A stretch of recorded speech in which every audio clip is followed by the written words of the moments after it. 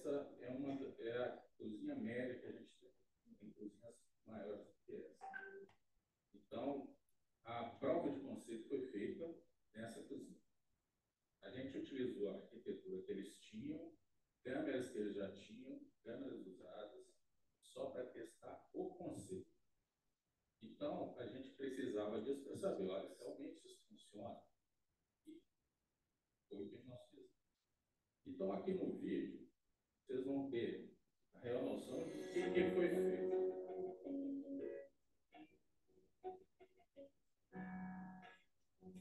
Aqui a pessoa na área de corte, inteligência verificada. Essa é a área de função. A área asturada de vermelho, onde a pessoa tem exposição ao risco. E ele fica varrendo os EPIs e verificando. E esses EPIs já foram pré-cadastrados para que a inteligência pudesse verificar.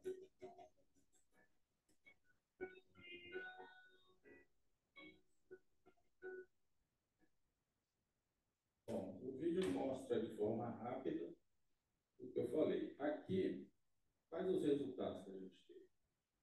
Os resultados foram extremamente promissores, porque a gente conseguiu identificar a falta de uso, a gente conseguiu registrar e conseguiu avisar as pessoas que deveriam saber disso.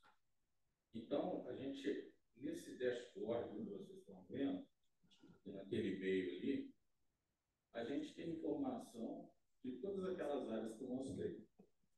E as informações ficam guardadas, né? Então, você pode utilizar isso no futuro para poder fazer uma pesquisa, estudar melhor o que está acontecendo, implementar melhorias, até dentro da dinâmica da cozinha.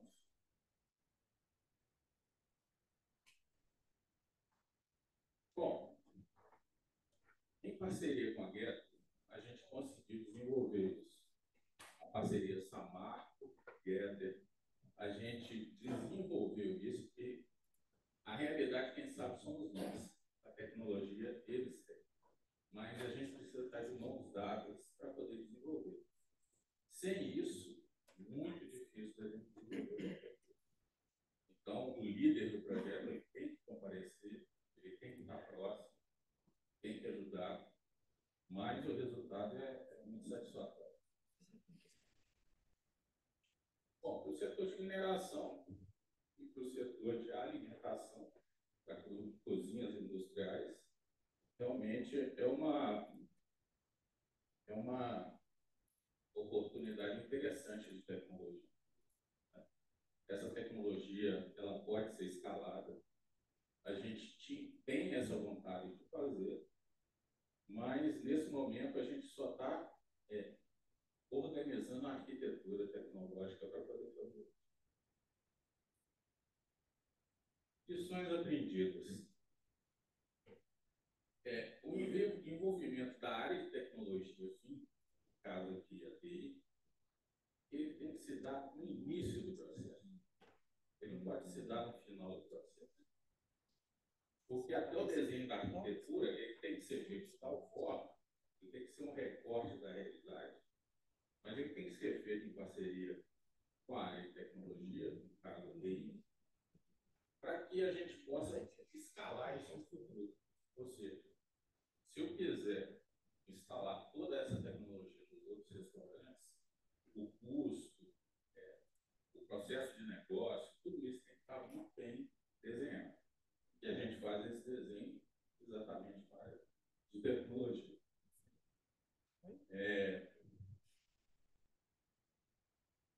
E outra coisa importante, né? A gente tem que entender muito bem os custos envolvidos.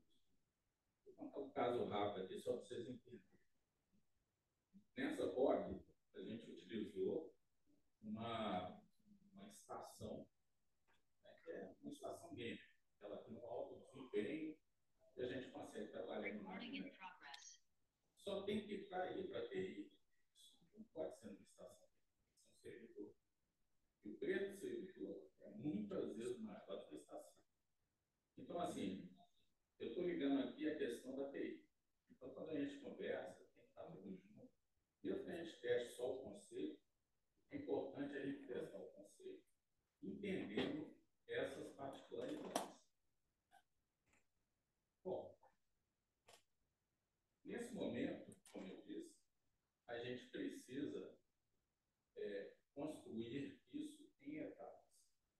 dividir, porque para nós o investimento é grande e a área coberta também é muito grande. Então, a gente precisa fazer esse roadmap para poder implementar de forma segura. Bom, senhores, gostaria de agradecer a nossa contribuição dessa marca desse dia. E eu passo a palavra para Inês.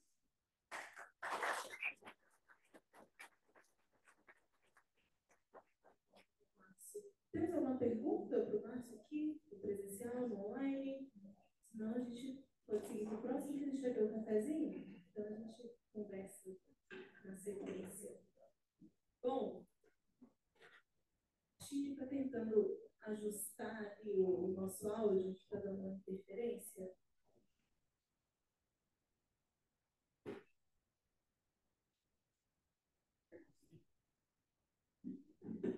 Mas eu gostaria de convidar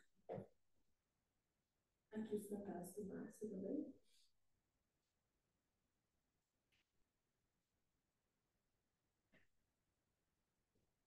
Tudo certo?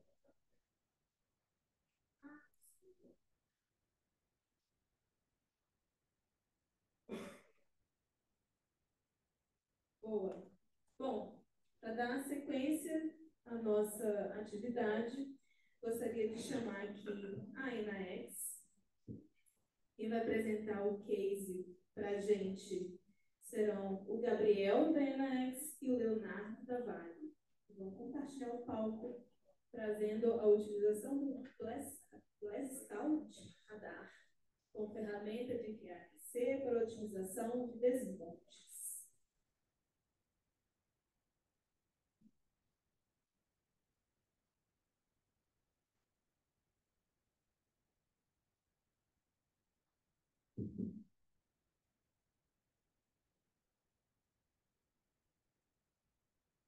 Primeiramente, boa tarde a todos. Tudo bem com vocês? Muito obrigado aí pela presença de todos. Um espaço realmente muito importante para a gente estar discutindo, debatendo, fazendo esse network aqui, trazendo essas soluções aí para o mercado da mineração. Boa tarde. Queria primeiro agradecer ao Gabriel, pelo Benaex, pelo Ibram, também pelo pessoal do Mining Hub aí, né? Pela oportunidade, tá? Eu vou falar, a gente trouxe aqui um case, eu vou iniciar, o Gabriel vai aprofundar um pouco aí na ferramenta em si, de aplicação prática dessa ferramenta, Glass Scout, na operação de perfuração e desmonte em Serra Norte, que é o complexo de Carajás. Primeiro, para nivelar assim, um pouco, a gente está falando de operação de mina, a operação de perfuração e desmonte, né, uma das primeiras etapas da operação em si. Então, perfura a rocha, por mais que a gente tenha toda a tecnologia embarcada, às vezes de análise de dados na sala, o processo é muito ainda manual e dependente da experiência do operador, do engenheiro, do técnico responsável. Então, vocês vão ver que tudo depende muito da avaliação e da experiência das pessoas. Então, o equipamento faz o furo na rocha, ele vai bater, vai ter um bit, uma broca na ponta, então ele vai, por impacto, rotação, fricção, vai quebrando a rocha, triturando a rocha, e joga para fora. Furo com ar ou com água vai expelindo o material. Aquele material pode acabar voltando, pode não ter força suficiente. Na hora que você saca a haste, ele pode cair, a chuva pode contribuir. Se a rocha for fraca, a parede do furo pode desplacar para dentro. E você só vai perceber na hora que você precisa carregar com explosivos, na hora que você resolve medir, antes da etapa de carregar com explosivos. E nesse momento, muitas vezes, na correria aí do dia a dia, da produção do dia a dia das minas, já não tem mais tempo hábil para voltar uma perfuratriz, para refazer um outro furo. Então, acaba assumindo bastante coisa, bastantes pontos de qualidade para entregar a produção, para entregar o volume. Tá? Então, isso é muito importante. Então, isso reforça a importância da gente contribuir aí e ter esse controle de qualidade na operação. Pensando aí na perfuração e desmonte em si, o desmonte, eu vou carregar um furo perfurado na etapa anterior. Eu diria que na casa de 80%, talvez até mais, da qualidade do desmonte, ela está diretamente ligada à qualidade da perfuração. E isso vai depender tanto da rocha, da máquina, mas também da experiência do operador e de suas habilidades, né? Só dando um complemento aqui também à fala do Léo aí, pessoal. Então, como ele falou, detalhou muito bem esses problemas que acontecem aí na etapa de perfuração. Então, a gente precisa encontrar uma forma de auditar todas essas informações. A ferramenta que nós vamos utilizar aqui vai ser o QAQC. Não sei se todos conhecem o QAQC, né? A ferramenta QAQC, mas vem da sigla em inglês Quality Security, Quality Control, que significa garantia e controle da qualidade.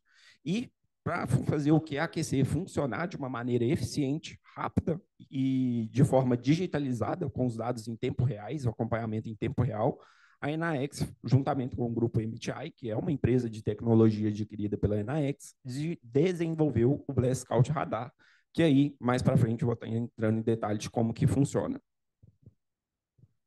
Isso aí, obrigado. E aí, como era feito antes, né? Eu chegava para carregar, furo perfurado, eu vou receber a praça, eu vou conferir a profundidade, então desce uma cordinha, uma trena, mede o furo, tá conforme, não conforme. Se não tiver conforme, muitas vezes eu não tenho o que fazer mais. Então é interessante que a gente tenha essa medição antecipada e como demanda um recurso, gasta um tempo, nem sempre você consegue ter toda essa antecipação. Tá? E aí, o Gabriel já introduziu aqui o Blast Scout Radar e o programa da Enaex Bright, né? A Enaex forneceu uma plataforma digital para a gente e ela centraliza os dados, né? Então você tem informações das perfuratrizes que estão em que o sistema de cada uma tem, você tem informações de dados de carregamento, que muitas vezes são manuais, você tem informação de planejamento que é feito em outro software, da programação, o projeto de perfuração que está feito em outro software. Então você tem muita informação em muitas plataformas. Então é uma plataforma que concentra e centraliza. Tá? E aí, a aplicação aliada com o Blast Scout Radar, que nós vamos apresentar aqui o nosso objetivo é compartilhar esses benefícios e para que nós obtivemos na otimização dos desmontes lá no Complexo Serra Norte, lá em Carajás. Então, rapidinho aqui sobre as operações da Vale, né? A gente está falando na operação lá do Corredor Norte, Serra de Carajás, Serra Norte, aqui na ponta não, né? Ali, basicamente, a Vale, hoje em dia, a parte de ferrosos da Vale está dividida em 3 corredores, de acordo com o porto que ela escoa. Então, tem Corredor Sudeste, Corredor Sul e Corredor Norte. E no Corredor Norte nós temos Serra Sul, Serra Norte e Serra Leste, hoje em dia, praticamente, na parte de ferrosos. Né? Serra Norte, para vocês terem uma ideia, ano passado, a gente produziu em Serra Norte 95 milhões de toneladas de ferro. Serra Sul foram mais 83. O Corredor Norte, junto, respondeu por praticamente 55% da produção da Vale do ano. Então, é um peso muito grande e é uma operação imensa, né? Muitas cavas, muito equipamento, muitas frentes de lavra, tudo acontecendo ao mesmo tempo. Então, é muito difícil de você manter uma disciplina operacional. Isso tudo reforça a importância da gente ter esse controle de qualidade. Aqui uma visão de Google Earth aqui para dar uma ideia da dimensão aqui do Complexo Serra Norte, as várias cavas de Serra Norte, e vocês vão ver aqui alguns círculozinhos, são áreas de preservação de cavidades. E aí algumas delas, áreas que a gente tem operação ainda, a gente tem esse mapinha de cores aqui, que são mapa de cargas por espera, para controlar a vibração. Não vou entrar nesse detalhe, mas é mais um desafio para a gente na operação. E o que o impacto, por exemplo, que eu esqueci de falar do slide anterior, a profundidade irregular pode dar? Pô, um furo com a profundidade abaixo da cota, ela pode dar um repé, pode ficar lá um calombo lá e você não conseguir nivelar uma praça. Você não nivela a praça, você vai lá e vai buscar equipamento de outra frente para vir fazer aquele trabalho, fazer um retrabalho. Fazer um retrabalho, você está gerando custo, está gastando um recurso que não estava designado para lá e está atrasando a sua sequência de atividades. Tá? O próprio resultado do desmonte, né, vai ser impactado. Então, questão de dimensionamento de carga, dimensionamento do tampão, o tamanho dos blocos, né, da formação e da granulometria pós-desmonte. Esse controle muito importante de vibração para impacto ambiental, principalmente em regiões de cavidades, que é um dos grandes problemas lá do complexo. Isso aí, e aí a gente falou de profundidade, tem a alocação, o georreferenciamento, o furo pode estar muito distante um do outro, dar uma fragmentação ruim, a escavadeira não conseguir nem iniciar a lavra, às vezes, ou no meio da lavra ela ter que parar e mudar de frente. Tudo é atraso e tudo é custo, né? Então a gente quer sempre evitar. Então é mais uma coisa que reforça a importância do que é aquecer nessa etapa. E aí aqui a gente está dando um exemplo aqui do primeiro desmonte aqui que foi aplicado do Blast Scout lá em Serra Norte. Você vê que os furos, ali são furos, né? São os furos que estão aqui nessa praça, aqui já está o detonado, nós vamos ver no vídeo ali. Aqui esse buraco aqui é só por causa de um desnível na praça, que não era para ter furo mesmo não, tá? Mas você observa que você não vê exatamente um alinhamento nos furos. É uma prática que não estava com maturidade de controle de qualidade ainda. Então, a ideia é que o Blast Scout venha para ajudar nisso, tanto controlar a profundidade, posicionamento, para melhorar o resultado no final. Então, aqui uma visão aí da plataforma do NAX Bright, tá?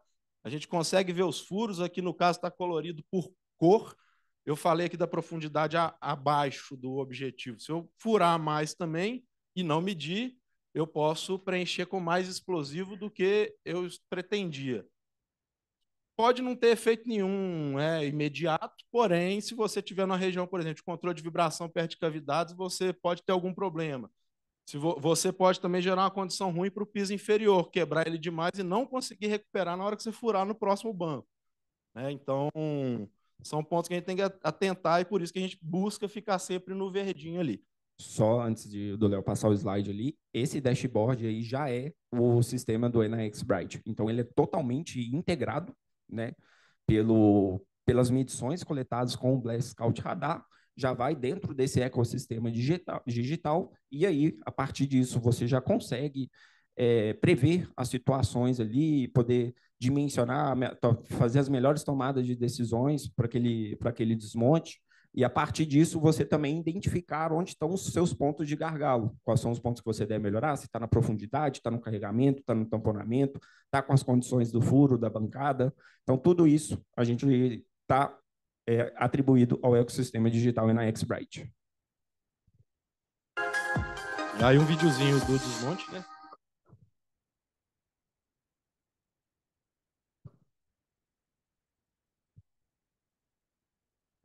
A gente tentou dar um zoom, tá? Mas a imagem estava muito ruim para quando deu zoom. Que é só para mostrar mesmo, tá, pessoal, uma situação de desmonte aí, para exemplificar toda a situação que a gente está passando para vocês aí. O resultado final aí, alguns segundos de emoção, mas é um trabalho todo aí de semanas para que a gente tenha esse resultado aí. Bom, então, já falei bastante aqui, né? O nosso desafio é garantir a qualidade, controlar essa qualidade e obter um meio tanto de gerir os dados quanto de ter aquisição rápida de dados, né? Perfeito. Então, pensando nisso, né, com todas essas dificuldades, né, que o Leonardo repassou para a gente, lá da mina do Complexo Serra Norte, a NAX, então, se apoiou na criação de uma tecnologia, que no caso aqui nós estamos falando da Blast Scout Radar, que é um sistema integrado em tempo real de gestão técnica e operacional. Para garantir que esse sistema funciona, a gente vai se apoiar na metodologia do QAQC, que eu já citei anteriormente, e para o QAQC funcionar, a gente precisa seguir uma estrutura. Essa estrutura está envolvendo a padronização de procedimentos, monitoramento, planejamentos e simulações, auditoria e análise em softwares de planejamento e de desmonte. Então, sobre o case em si, né? O que é? É uma parceria entre a Vale e a NAX que resultou na utilização na Serra Norte do Blast Scout Radar como ferramenta do QAQC para otimização dos desmontes. O atual estágio de desenvolvimento, nós estamos hoje em uma transição de piloto para escalada para o mercado. Inicialmente, começamos o projeto em Serra Norte com a Blast Scout Probe, que seria o primeiro protótipo do equipamento. E hoje já estamos escaláveis aí com o Blast Scout Radar, que vai ser muito mais dinâmico as medições, muito mais prático e tecnológico, além também de alguns outros planos do futuro para melhorar ainda mais o equipamento. Só fazer um complemento. O Blast Scout, o radar é esse Exatamente. aparelhinho aqui, é desse tamanho assim, ó, é um ferro de passar roupa um pouco maior, reloginho para ver os dados. Reloginho para poder acompanhar. Esse negocinho verde aí é a base, onde a gente estaciona ali na bancada, que vai fazer essa comunicação via satélite para dar as informações georreferenciadas. Como funciona, então, né? É uma capacitação em tempo real das medições de profundidade, presença de água nos furos e coordenadas de cada furo, além do apontamento de aderência. A gente consegue fazer uma aderência entre o plano de perfuração, o projetado, com o que foi perfurado, né? O plano real. Algumas informações adicionais, eu já comentei anteriormente, mas é um hardware e software desenvolvido por meio de uma empresa de base tecnológica que foi adquirida pela NAX, que é o MTI Group da Austrália. Aí o MTI também desenvolve, além do Blast Scout Radar, outros produtos aí para o mercado da mineração. Aqui é um videozinho demonstrando o comparativo da medição na trena com a medição do Blast Scout Radar. Esse é o Blast Scout, como que a pessoa está medindo os furos com ele, e ao lado a medição com a trena.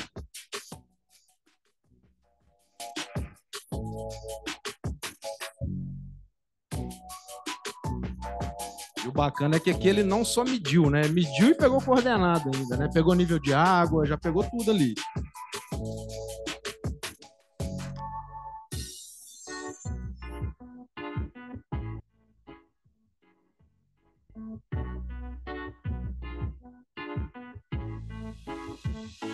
Quero que vocês observem também com o vídeo a questão de ergonomia, tá? De descer, puxar a trena, tem a questão de você se agachar, se levantar.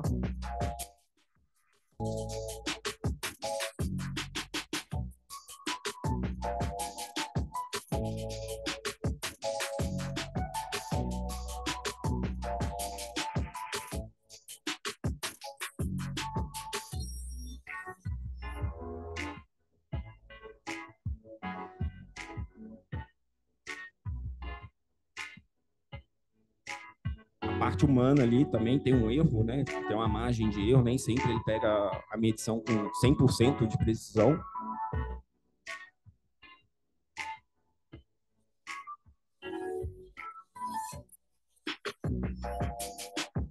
Você vê que ele está hesitando um pouco, né, na medição dele aqui, ó, conferindo.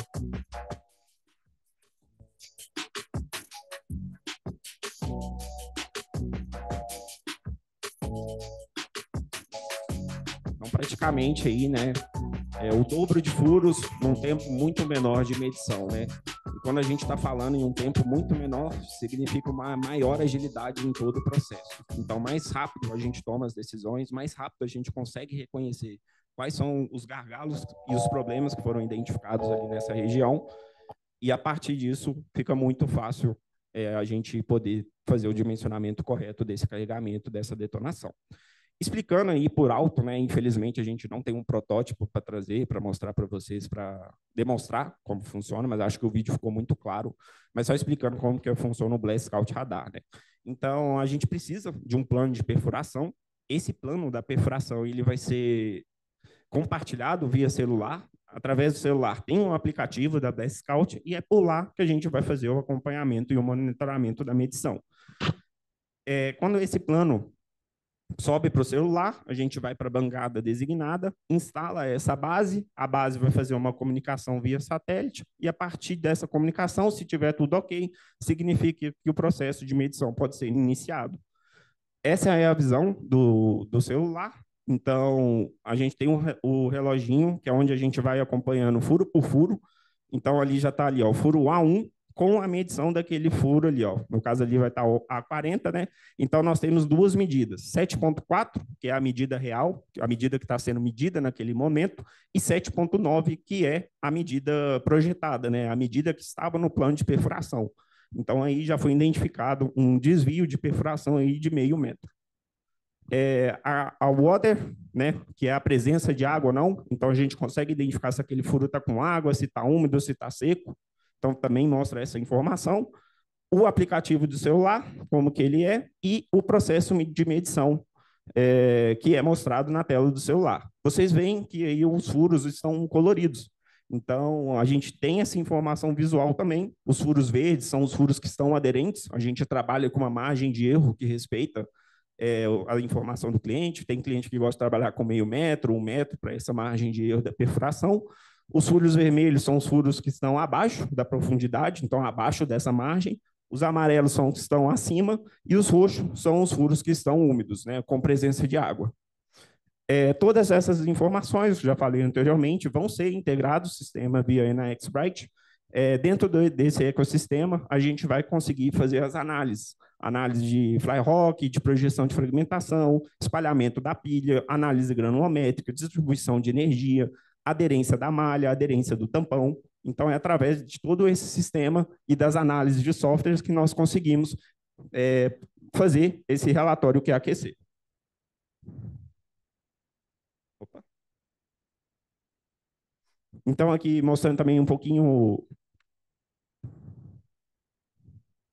na prática, né, como que isso funciona novamente, comparando o método antes e o atual, e a visão da tela do celular. Então, vocês veem esse azulzinho se movendo aí, é a pessoa se movendo pela bancada, e à medida que ela pega, cada medida vai atualizando no croquis que ela exportou do plano de perfuração.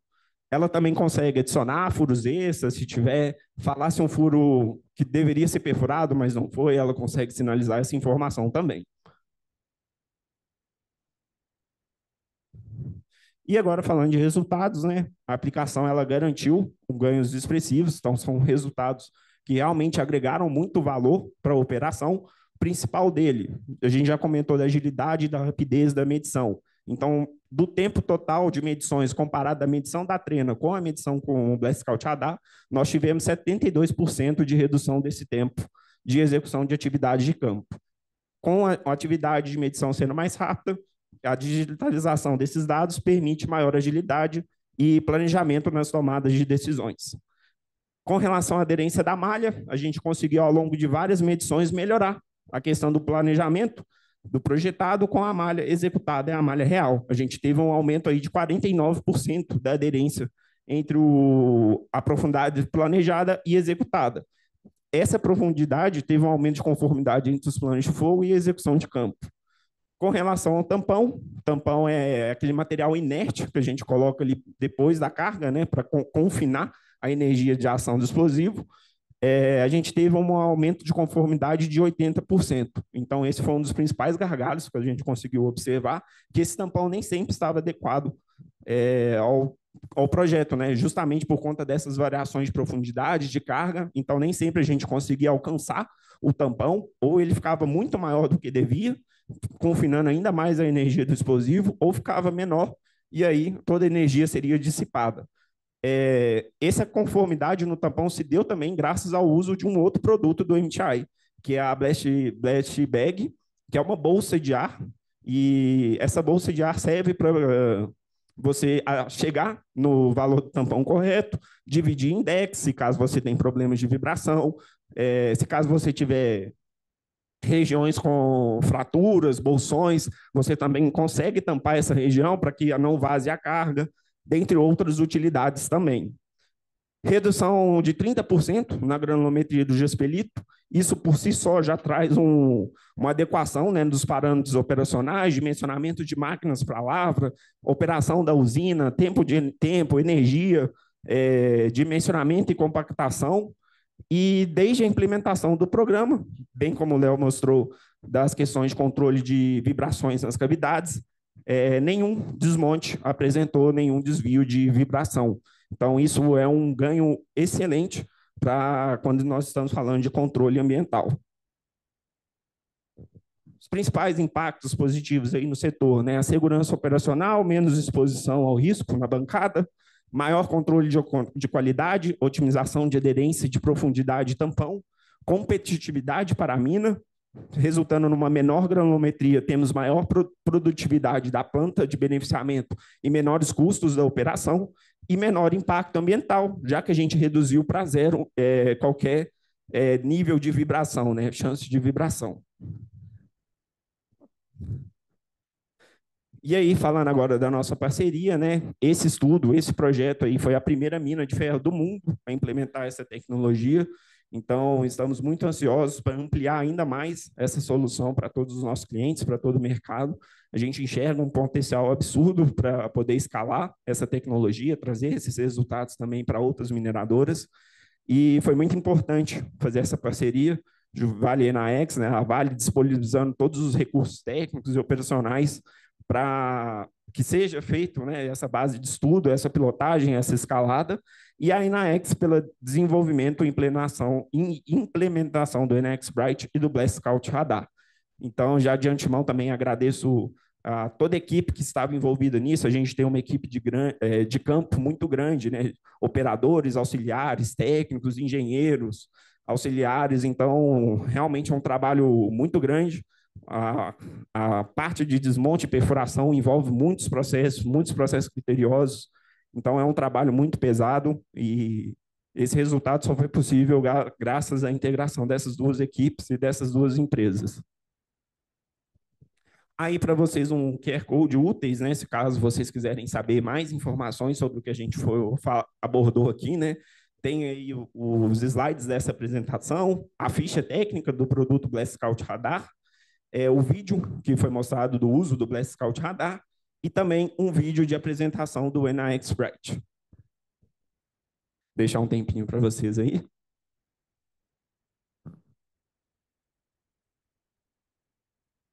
Esses são nossos contatos também, então, para eventuais dúvidas, quiserem saber mais informações ou saberem sobre outros temas, sobre outros assuntos, né, nossos contatos estão disponíveis aí para vocês. Obrigado pela atenção aí, viu, Muito pessoal? obrigado aí pela presença de todo, ao Mining Hub aí pelo espaço. Bom evento para todos nós aí.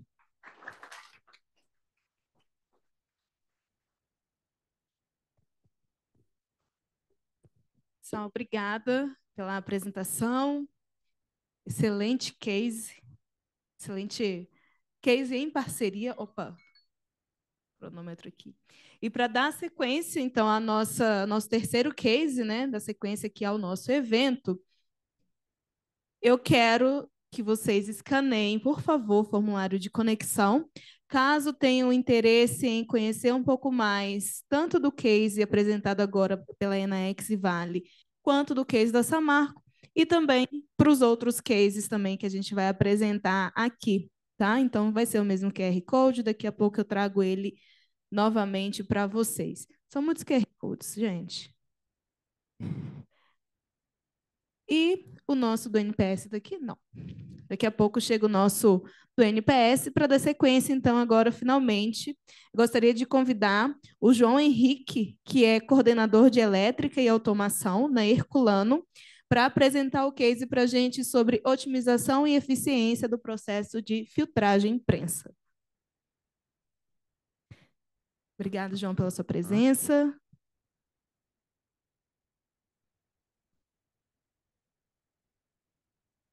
Boa tarde, pessoal. Como já apresentado, meu nome é João Henrique, sou o coordenador hoje de Elétrica e Automação na Herculano. Vim tratar um tema, acho que muito importante para qualquer mineração hoje, que é a filtragem de rejeito, né? Então, todo mundo aí se fala de não trabalhar mais com barragens, então para isso você tem que ter uma filtragem com otimização, eficiência muito grande, né, para que você evite o máximo de utilização da barragem. E hoje a Herculano começou a implementação dos filtros a disco, né, de cerâmicos, em 2017. E depois, em 2022, nós startamos os filtros prensa. Vou falar um pouquinho de um trabalho que a gente fez, né, juntamente com alguns parceiros, para otimizar e aumentar a eficiência, né, desse filtro que foi comprado de um parceiro nosso. Aumenta a complexidade, né, dos processos, né, querendo ou não, as minas com o tempo vão perdendo o seu teor de ferro e cada vez vão aumentando o seu processo ali de filtragem e aumento de produção de rejeito, né? Vai cair na produção de minério de ferro e aumentando o rejeito. Então, você tem que ter um processo muito bem estruturado que possa receber esse aumento, né, na produção do rejeito, para que você não fique refém, né, na sua alimentação. Então, nós estamos falando aí, foco é aprimorar o controle de processo e eficiência operacional. Esse aí são a imagem, né, quando nós startamos esses filtros. Esses filtros, eles são chineses, né, tem um representante que chama Dindin. Então, nós tivemos um processo de adaptação, principalmente na parte de automação. Quando nós recebemos esses filtros, eles veio com a linguagem mandarim. Então, era muito difícil a gente tratar as informações da forma correta. Então, nós tivemos que fazer um trabalho muito difícil lá. A gente não tinha diagnóstico, a gente não conseguia ter uma interface, né, vamos dizer assim, com a nossa estrutura por causa dessa dificuldade de linguagem. Então, isso aí foi um trabalho grande que nós tivemos que desenvolver, né? Então, a modernização do sistema de automação dos filtros, né, com a tradução da lógica e a readequação de intertravamentos, né? Quando se fala isso, por exemplo, esse filtro, ele é por batelada. Então, quando ele começa o desemplacamento, tem a correia de descarga. O que acontecia? Porventura, acontecia alguma falha indevida na correia, o filtro não parava, descarregava material adoidado lá, ficava 3, 4 horas parado para fazer essa limpeza. Então, isso aí foi uma coisa que nós sentimos muito para tentar fazer essa implementação. Às vezes o pessoal é um pouquinho, vamos dizer assim, está funcionando, vamos manter assim que está legal, mas nós compramos a ideia, o pessoal, tanto de processo, né, produção lá no Herculano, também comprou nossa ideia, para a gente tentar fazer esse desenvolvimento, foi uma coisa bem complicada de se fazer. E essas ações, né, tanto a tradução da lógica quanto a implementação de intertravamentos, geraram ações que proporcionaram um salto de desempenho e estabilidade operacional muito grande. Então, isso aí, qualquer mineração, quando você tem uma estabilidade no processo, né, de beneficiamento, isso é vamos dizer assim, um item muito importante hoje, né? Qual foi o desafio, né? Antes das melhorias do processo, né? As limitações críticas. Loja de controle do filtros IHM em mandarim. Então, o próprio operador tinha dificuldade, a IHM era em inglês, nós tivemos que colar um papel com a tradução em cima para o cara entender o que estava escrito. Então, assim, tinha muita dificuldade de operacionalizar ele por essas questões. Tinha a parte de automação e o programa todo em mandarim, não tinha estrutura nenhuma, não tinha padrão nenhum, era tudo solto, não tinha adequação de tags, não tinha norma de tag, não tinha nada. Então, era muito difícil de se tratar as informações que estavam sendo geradas dentro do PLC. Então, isso aí nós tivemos bastante dificuldade. A falta de acesso à programação dos controladores, o tempo elevado de pressurização impactando a produtividade. Nós vimos, né, com o decorrer da operação do filtro, ele tinha inúmeras melhorias a ser feitas, né? Processos que a gente via que a gente conseguia otimizar e melhorar e consequentemente, aumentar a produção dele. Então, isso aí a gente foi vendo com o próprio processo próprio processo do filtro, né? Ausência de controle de turbidez da água de processo. Além da tradução que nós fizemos, né, do PLC, nós vimos que a gente conseguia instalar um sensor de turbidez de água. Então, por exemplo, se houvesse o rompimento de um tecido, que era usual de acontecer, a gente demorava para agir, e aí acaba que você acaba sujando sua água de processo, e aí já é retardio, você pode danificar a bomba de água que está naquele circuito. Então, nós instalamos alguns sensores de turbidez, então era instantâneo, né? A gente setou um valor de 500 NTU, que é uma unidade de turbidez, e aí, quando já gerava essa turbidez, ou por rompimento de tecido, ou por o filtro não fechou da forma correta, N motivos, ele já gerava um alarme dentro do supervisório, o supervisório já ficava em alerta, já avisava o operador da área para verificar o que estava acontecendo, e isso aí já tomava alguma ação. E aí, depois disso, né, que a gente validou essas informações, nós criamos um sistema de válvulas pneumáticas, e começava a sujar essa água, a gente percebia existia uma válvula que jogava para a canaleta, né, para canaleta não, jogava para a baia de rejeito, em vez de jogar para a água de recirculação de processo. Então, assim, nós tivemos um ganho muito grande até em manutenção mecânica em relação às bombas de água, que às vezes, por essa sujeira, desgasta bastante as bombas, né? Dependência de intervenções manuais e pouca visualização de condições de processo, né? Como eu falei, não tinha a interface de comunicação do PLC chinês com o PLC nosso. Então, tinha essa dificuldade do supervisório. E também com a instalação dos turbidímetros, evitou-se um pouquinho das visualizações manuais que tinha do operador. Então, o operador não tinha que ficar o tempo todo verificando se a água estava limpa, se tinha algum tecido rasgado, isso já virava um negócio mais automático. E o que a gente conseguiu melhorar? A gente colocou uma televisão para eles, hoje tem uma televisão em cima assim, do filtro, que tem todos os parâmetros do espessador, então o cara está o tempo todo visualizando como é que está o espessador. Então, em vez de ter que ficar olhando máquina, ele está olhando o processo como um todo. Então, você tem um ganho muito grande nisso aí. Cada vez, assim, não, o espessador está subindo a massa dele, nós temos que jogar para o tanque pulmão que nós temos lá para alimentar os filtros. Não, vamos direcionar para cá. A gente consegue absorver essa massa toda. Então, assim, o próprio operador da área tem uma visão um pouquinho diferente do processo, em vez de ser um acompanhador de máquina, né, de processo. E aí foram implementados, né, a tradução das lógicas, né, a reestruturação dos intertravamentos e alarmes. Temos alguns alarmes de melhoria.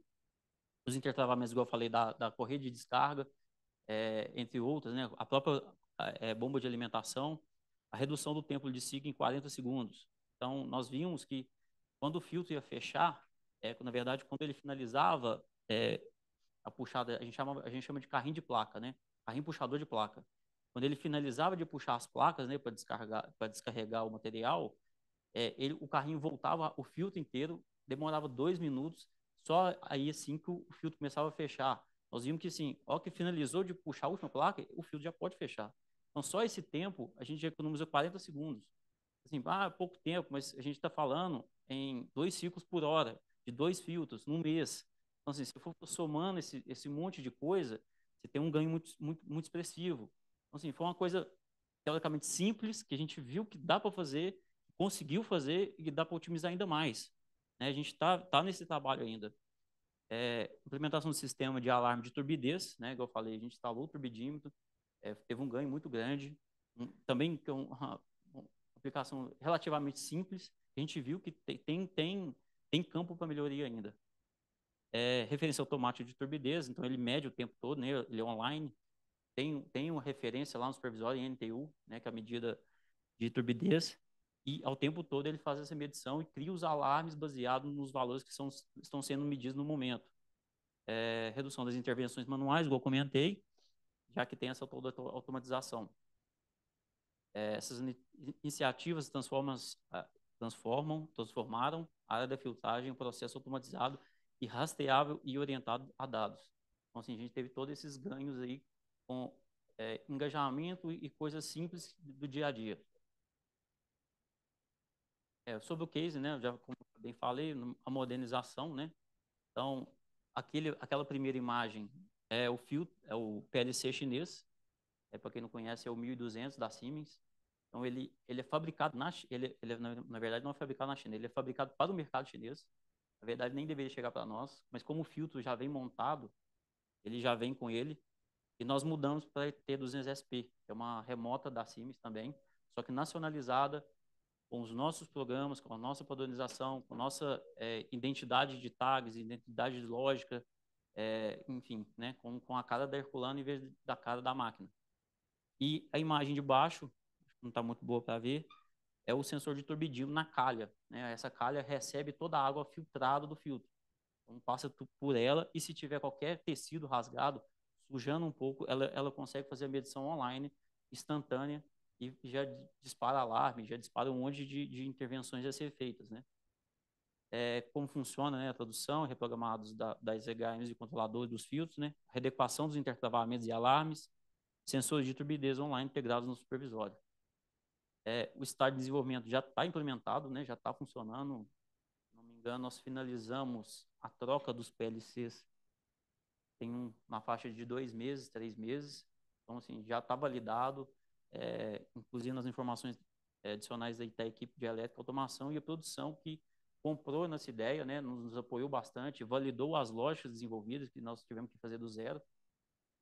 Então, assim, e aí a gente está acompanhando o tempo todo para a gente ver o que a gente consegue melhorar mais ainda. Os principais resultados, né? Como eu falei, 40 segundos a menos no ciclo de cada filtro. Então, nós temos 2 filtros prensa. Está indo para mais um. Já estamos com um projeto de colocar mais um filtro prensa também da Dindim. Só que nessa vez nós vamos sofrer menos, porque nós já temos o case já desenvolvido, nós temos já a lógica desenvolvida. É só mudar e implementar de novo. É 100% da estabilidade do sistema, né? Igual eu falei, PLC chinês, o negócio não era muito casado com o sistema nosso, podia gerar alguma falha com difícil diagnóstico. Então, a gente conseguiu trazer para o nosso lado e otimizar ainda mais essa parte. Menos intervenção manual, né? Sempre 60% de menos intervenções manuais, devido a essa automatização de todo o processo, essas indicações, alarmes, enfim, conseguiu essa melhoria. Mais qualidade no sistema de turbidez, consequentemente, na qualidade do sistema de água de processo, que é muito importante hoje. Maior disponibilidade, né, operacional do filtro, né, com esses montes de... A gente tem um monitoramento maior agora por exemplo, carrinho de puxa-placa, tem um monitoramento melhor de corrente, enfim, a gente consegue mais dados e tratar isso melhor. E o aumento de 870 toneladas de produção mês de rejeito. Então, só com esses 40 segundos, a gente já consegue 860 toneladas por mês de rejeito a mais. E aí é uma cadeia, né? Você desafoga o espessador, você consegue, às vezes, uma alimentação um pouquinho maior. Isso aí a gente consegue ainda melhorar cada vez mais. Os colaboradores de parceria, né? Herculano Mineração e a Engemaster, com a empresa de engenharia, nos ajudou ali, vamos dizer assim, no trabalho braçal da parte de programação do PLC. Eles nos auxiliaram bastante. A Endeshauser para quem não conhece, é um fornecedor de instrumentos de mineração. Então, a gente usou o CUS51D, que é um turbidímetro da Endeshauser. Quando nós tivemos essa ideia do turbidímetro, inclusive, a Endes pagou a ideia, comprou a ideia, forneceu o turbidímetro para nós sem custo nenhum. Nós colocamos, validamos, virou um case para eles também. Então, depois nós tiramos fotos, né, fizemos uns artigos para eles, e virou um case também para eles, então até para outras minerações. Então, depois nós conseguimos adquirir o instrumento e a área de processo e produção da ITM, né, igual eu falei. Eles contribuíram com a gente, né, em parceria com a gente, com muita coisa, com desenvolvimento de lógica. Não, isso aqui está errado, não, a forma mais correta é dessa forma. Então, assim, foi um trabalho em conjunto, junto com a área de elétrica, automação, processo e produção. Os impactos positivos, né, elevação do padrão tecnológico, né, trazendo um padrão nacional, né, vamos dizer assim, redução de perdas operacionais e consumo energético, né, aprimoramento da qualidade recirculada, reforçando as boas práticas ambientais responsáveis e alinhadas às exigências legais.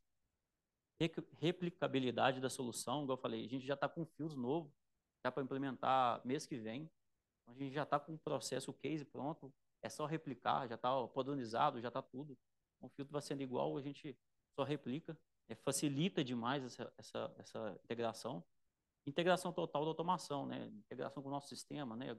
Comunicando, fazendo toda a tramitação de dados. E o desenvolvimento técnico interno, né? Então, assim, nós tivemos os parceiros, né, externos, mas o desenvolvimento foi 100% interno, assim, da Herculano, né? O monitoramento, o acompanhamento, enfim. Então, isso aí a gente consegue desenvolver bem o pessoal interno, até por uma futura otimização, o pessoal sabe o que tem que ser feito. E é isso, pessoal. Queria agradecer a todo mundo. Esses estão meus dados. Obrigado.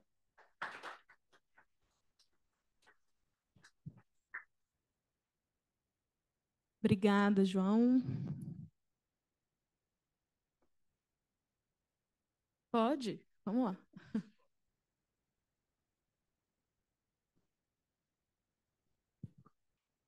Primeiramente, parabéns aí pelo case. E nesse processo todo, na solução que vocês implementaram, vocês tiveram algum tipo de apoio ou de suporte do fabricante dos filtros?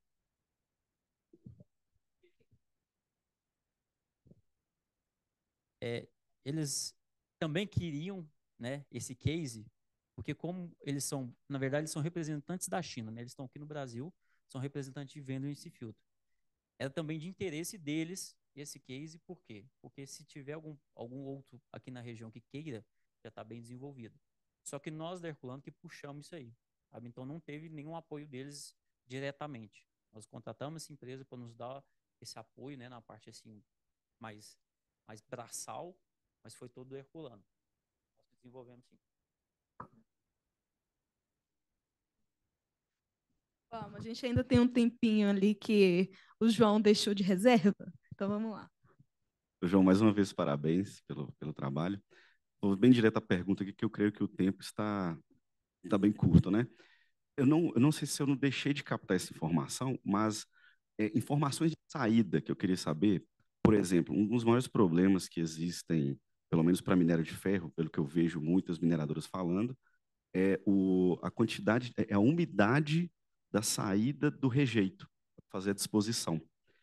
Melhorou algo? Você tem alguma medição disso? Pode ser que tenha passado despercebido, se você falou, percebi, né? Você teve alguma medição, alguma melhora nesse quesito?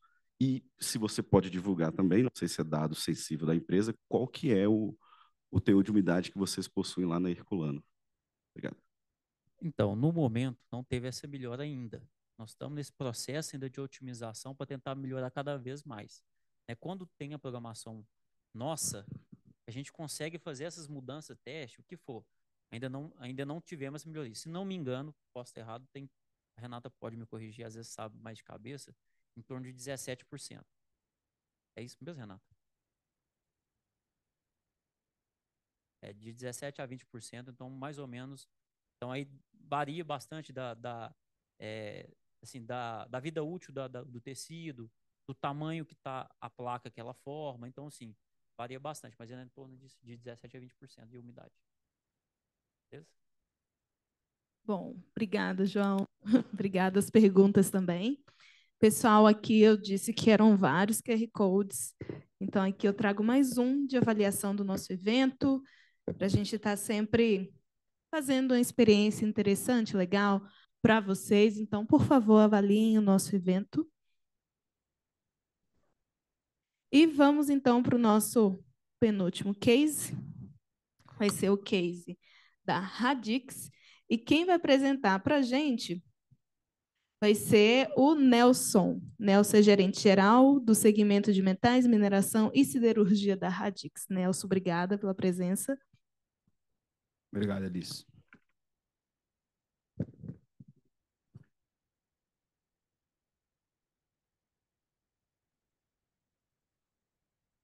Pessoal, boa tarde a todos que estão presentes, boa tarde ao pessoal que está nos assistindo de forma remota. Hoje eu vim trazer para vocês aqui um case bastante interessante, resultado de um projeto que a gente teve junto com um cliente bastante importante nosso, que foi a Hydro, né, Norsk Hydro, que também é filiada aqui do Mine Hub. No caso, foram duas empresas do grupo da Hydro, a Paragominas e a Alunorte, né?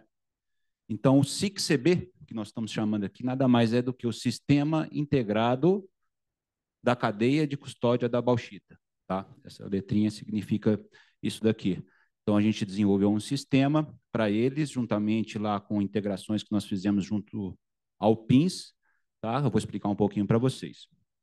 Mas, antes disso, eu vou me apresentar um pouquinho, tá? Eu sou analista de sistemas, formado e pós-graduado em sistemas de informação, então não sou engenheiro químico, não sou engenheiro de controle e automação, mas eu estou aí há um bom tempo fazendo projetos onde que aplicamos as tecnologias que tipicamente antes eram bem específicas do mundo da TI para o mundo da TO. Então, já fizemos projetos, né? Já liderei projetos no mundo da TI, no mundo da TO, né? E hoje tenho a posição dentro da Radix de responsável, né, pelo segmento de metais e mineração, siderurgia, materiais no geral, tá? Dentro da Radix. A Radix, falando para quem não conhece, nós somos uma empresa global, né, nós somos prestadores de serviços de tecnologia e engenharia. Nós somos do grupo da Sotrec, para quem não conhece, né? O grupo Sotrec é um dos principais dealers da CAT aqui na América Latina. A gente tem hoje mais ou menos 1.800 colaboradores, né? Já fizemos projetos em mais de 150 países, né? E temos hoje aí mais de 130 clientes, ok? Vamos lá. Bom, qual era o desafio que a gente tinha lá na Hydro, que infelizmente não conseguiram estar aqui conosco hoje? Eu acredito que O desafio que a gente encontrou lá é um desafio que talvez vocês já passaram, muitos de vocês estão passando, eu, pelo menos, já passei, que é basicamente, nós estamos falando de dados, integração de dados, né, confiabilidade desses dados e rastreabilidade. Então, esse, basicamente, era o desafio que a Hydro tinha lá, né? Havia necessidade de construir uma base de dados única que reunisse informações de produção de toda a cadeia, todas as etapas da cadeia de custódia da bauxita, informações de produção, informações de qualidade, tá? Para que tivesse a rastreabilidade da qualidade dentro desse sistema. Então, esse era o desafio que eles tinham lá, né? Por exemplo, vocês já devem ter passado por isso. Dados dispersos em vários lugares, através de sistemas, planilhas, sistemas distintos, planilhas em Excel. Ausência da rastreabilidade, ou seja, era difícil você obter informações quando solicitado, né, da qualidade, da rastreabilidade do produto final, quando esse lote de bauxita, de polpa de bauxita, desaguava lá na Alunorte. E um esforço grande, muito grande, elevado, para quando isso fosse solicitado para os engenheiros, de estar reunindo todas as informações. Então, são problemas típicos que eram encontrados lá e que geralmente são encontrados também no setor de mineração. E quando havia perda de qualidade no lote final, era difícil encontrar aonde, em qual etapa do processo estava se perdendo qualidade. Bom, passando para o lado agora da solução, uma coisa interessante que eu gostaria de ressaltar para vocês é que a solução foi uma solução simples, mas uma solução bastante robusta e interessante, tá? A gente tentou tirar valor de coisas que o nosso cliente já tinha feito investimento lá atrás, né? Então, ele já tinha feito investimento principalmente em licenças de PINs, nesse caso o PI System, né, da Aveva. Então, já tinha feito todo o investimento de licenças, de configuração, instalação desse sistema, infraestrutura, enfim, para suportar isso daí. Rapidamente, para quem não conhece, né, o PINS é um banco de dados, né, de informações da planta, onde que vai pegando informações de todo o processo produtivo da planta, temporal, né, então você tem valor e timestamp, basicamente isso aí para quem não conhece, explicando bem, de uma forma bem sucinta e rápida. Então, eles tinham lá o PI System, que é o PINS. A gente fez toda a solução baseada, né, e tendo como fonte o PI System. Nós fizemos toda a configuração e integração desses eventos para ter essa rastreabilidade e também fizemos uma camada extra PI System, né? Uma camada de desenvolvimento de software, utilizando aí tecnologias como .NET e Angular, né? A parte de apresentação, né? Conectada com o PI System, sendo o PI System como fonte de dados, né? Então, o projeto, o que a gente fez nessa solução? A gente especificou, desenvolveu esse sistema capaz de reunir e disponibilizar de forma rápida e confiável todas as informações do processo produtivo, desde o modelo geológico até o lote final lá do cliente, tá? Além disso, também houve a integração do PI System com outros tipos de sistemas também, como sistemas de qualidade, sistemas de despacho, tá? Também eu vou falar um pouquinho mais para frente quais são esses sistemas, né? E também a gente depois, como eu disse, desenvolveu toda a parte de relatórios e dashboards dentro desse projeto como um todo, né? E essa integração, esse desenvolvimento todo e essa configuração toda permitiu aí, né, a integração e a rastreabilidade completa dos lotes.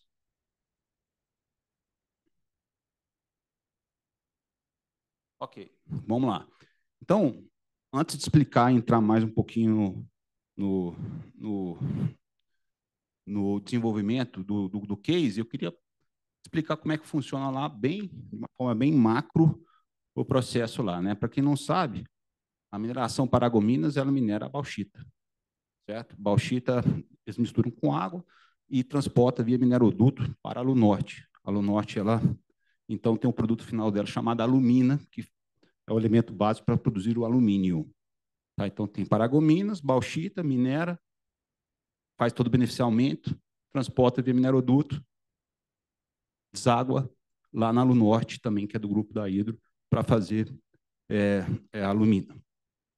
Bom, então, a produção de polpa da bauxita começa, como eu disse, lá na Lavra, né? Lá na Paragominas, mineração Paragominas, lá no norte do país, com base em um modelo geológico e segue para habitagem, beneficiamento nas usinas. O material, então, é transformado em polpa, né? Mistura um pouco de água ali na bauxita, armazenado em tanques antes de ser bombeado lá para o mineroduto, né? Até o destino final lá na Alunorte.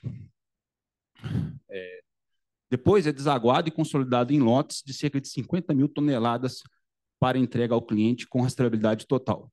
Então, aqui, basicamente, é assim que funciona: lavra, britagem, pilhas de homogeneização, beneficiamento dentro das usinas, polpa, mineroduto, chega o lote final lá na Alunorte. E aí, decidiram que a cada 50 mil toneladas, né, de minério, de polpa de bauxita bombeada, era um lote. Tá? E aí, eu começo a explicar como é que funciona o ciclo CB. Se vocês perceberem, vou voltar aqui. Nós temos aqui, né, todo o processo, lava, britagem, como eu já disse. Se vocês olharem na próxima figura, a gente tem aqui uma visão invertida, de trás para frente. Nós temos aqui a parte do lote final, minerodutos e minas e pilha. Então, o ciclo CB, né, ele é constituído retrocedendo o lote final, a cada 50 mil toneladas, ele tem uma qualidade, a gente retrocede uma etapa através de eventos, através do tempo de residência, aí que está o grande inteligência de todo esse projeto que a gente fez junto com o pessoal lá de Paragominas, lá da Alunorte. Aí que está a inteligência, a gente vem retrocedendo o lote final, a cada 50 mil toneladas bombeadas, né? Existe um lote. Esse lote a gente retrocede lá para os tanques de mineroduto. Quais tanques tem? Então, a gente vai retrocedendo. Há tantas horas atrás, eles estavam dentro da usina sendo beneficiados através de betes de produção. Depois, antes disso, lá nas pilhas de homogeneização. Então, o grande negócio desse projeto, né, o grande inteligência foi identificar esses eventos e correlacioná-los para que a gente tivesse toda a rastreabilidade do lote final até a lavra. Tá? Então, esse foi a grande jogada. Então, para explicar melhor para vocês, a rastreabilidade é construída, né, como eu disse, do fim para o início, partindo do lote final, entrega ao cliente, retrocedendo até a origem da lavra. Cada etapa do processo é identificada por códigos únicos e correlacionada por tempo e lógica operacional. Com sensores, contadores e regras de residência, o sistema garante um fluxo contínuo e confiável de rastreamento, pronto para atender atributos de auditoria, controles de qualidade, decisões estratégicas, com agilidade, enfim. Tá? Então, a gente utilizou todo o conhecimento que nós tínhamos de configuração do PySystem, junto com o conhecimento do cliente no processo, para a definição desses eventos, para a definição dessas correlações, e a gente conseguiu, então, montar um sistema, desenvolver um sistema de qualidade como um todo, de rastreamento de qualidade como um todo. Também fizemos aqui, como eu disse, a integração com outros tipos de sistema, como, por exemplo, o JMineOps, de despacho, né, e o Nautilus, de laboratório, que é o LINS. Fizemos também esse tipo de integração, porque a cada etapa que tinha nesse processo, né, de produção de bauxita, eles verificavam a qualidade do material, né? Então, a gente conseguiu identificar isso daí através desses sistemas também. Como eu disse, né, aqui foram as fases do projeto. Primeiro, a gente teve, eu considero aqui como a fase 1 e a fase 2 como as fases principais e de mais inteligência desse processo, porque é onde a gente, como eu disse, identificava esses eventos dentro de toda a cadeia, através do tempo de residência, através de sensores, através de regras de negócio. A gente identificava os eventos de onde estava em cada processo, todo o material, de onde estava em toda a cadeia esse material. Na fase 2, a gente fazia, depois de identificar os eventos, as correlações desses eventos, né? Depois a gente fez as integrações com o Nautilus e JMinops. E depois disso, a gente fez a parte de apresentação e disponibilidade de todas as informações, né? Onde a gente desenvolveu dashboards, KPIs, painéis interativos, onde que ele conseguiria, do lote, tá, fazendo o drill down e fazendo toda a reconciliação de todo o caminho do material, desde a lavra, como eu disse, até o lote final, com informações de qualidade e tempo, né? E depois, o mais, talvez, mais simples, né? Vamos dizer assim, é o Go Live, treinamento e a gestão de mudança também, que nós fizemos parte disso daí. Quais foram, assim, os principais resultados, pessoal? Tem algumas coisas que eu coloquei aqui que para vocês tentarem, de alguma forma, tangibilizar quais foram os resultados desse projeto. Qualidade por origem, né? Então, relacionar a performance dos lotes finais, como eu disse, sendo desaguados lá no norte, né? Com as frentes de lavra. Então, desde lá dos modelos geológicos, já tinha as previsões de qualidade de todo o material, então dava para fazer essa correlação, né, com o lote que foi desaguado, né, e usando a análise de tendência e controle estatístico de qualidade, que é o CEP. Correlação entre variáveis operacionais e resultado final. Então, por exemplo, entender, né, por exemplo, como o impacto de variáveis como pH, temperatura, densidade, poderiam estar de alguma densidade, vazão, poderiam estar de alguma forma impactando a qualidade do lote final, né, lá no desaguamento da polpa. Identificações de não conformidades. Então, lá tem uma tela bastante interessante, onde você tem todas as etapas do processo, né, com as informações de qualidade e rastreabilidade de todo o material, e você poderia ver aonde, em qual local, por exemplo, houve um tempo maior de residência, um tempo maior do que se estava planejado, ou aonde houve um desvio grande de qualidade. Não precisa esperar chegar até ao lote final. A gente preparou esse sistema, né? Não quer dizer que a gente implantou nesse momento, mas a gente preparou esse sistema para ser uma base de dados para a gente poder implementar modelos preditivos utilizando machine learning, né? Então, como a gente tem agora toda a estruturação desses dados, tem agora a estruturação dessas informações, é fácil você implementar uma funcionalidade, fácil entre aspas, né? Implementar uma funcionalidade para que você agora comece a alimentar os modelos de predição e fazer predição de sua qualidade. Como eu disse também, já falei, tempos de residência e gargalos, né? Dá para ver aí, avaliar a variabilidade dos tempos de permanência nas etapas, está com mais tempo no tanque, no mineroduto, etc., através de box plot, regressão logística. Ainda falando de resultados, tivemos aqui um impacto prático, né?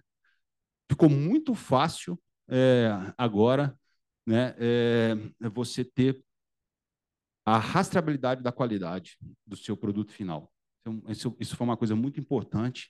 A gente teve redução significativa dos erros, que antes essas informações eram coletadas de forma manual, tinha algumas inconsistências, então hoje é tudo através desse sistema.